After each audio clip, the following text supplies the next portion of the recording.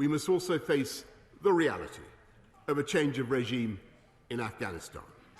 And as President of the G7, the UK will work to unite the international community behind a clear plan for dealing with this regime in a unified and concerted way.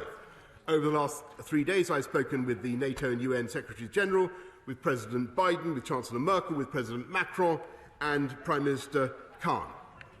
We are clear and we have agreed that it would be a mistake for any country to recognise any new regime in Kabul prematurely or bilaterally.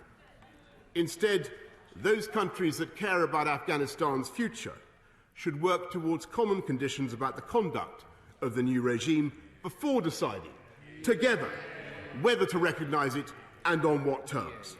We will judge this regime based on the choices it makes and by its actions rather than by its words.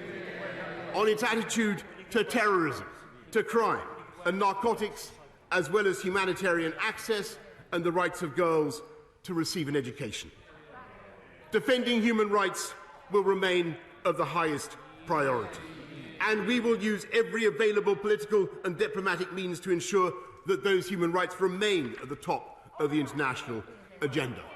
Mr. Speaker, our United Kingdom has a roll call of honour that bears the names of 457 servicemen and women who gave their lives in some of the world's harshest terrain, and many others who bear injuries to this day, fighting in what had become the epicentre of global terrorism. And even amid the heart-wrenching scenes we see today, I believe they should be proud of their achievements. And we should be deeply proud of them, because they conferred benefits that are lasting and ineradicable on millions of people in one of the poorest countries on earth. And they provided vital protection for 2 decades to this country and the rest of the world. They gave their all for our safety, and we owe it to them to give our all to prevent Afghanistan from once again becoming a breeding ground for terrorism.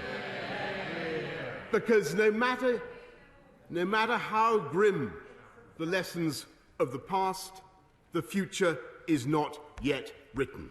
And at this bleak turning point, we must help the people of Afghanistan to choose the best of all their possible futures. And in the UN, the G7, in NATO, with friends and partners around the world, that is the critical task on which this government is now urgently engaged and will be engaged in the days to come. Yeah.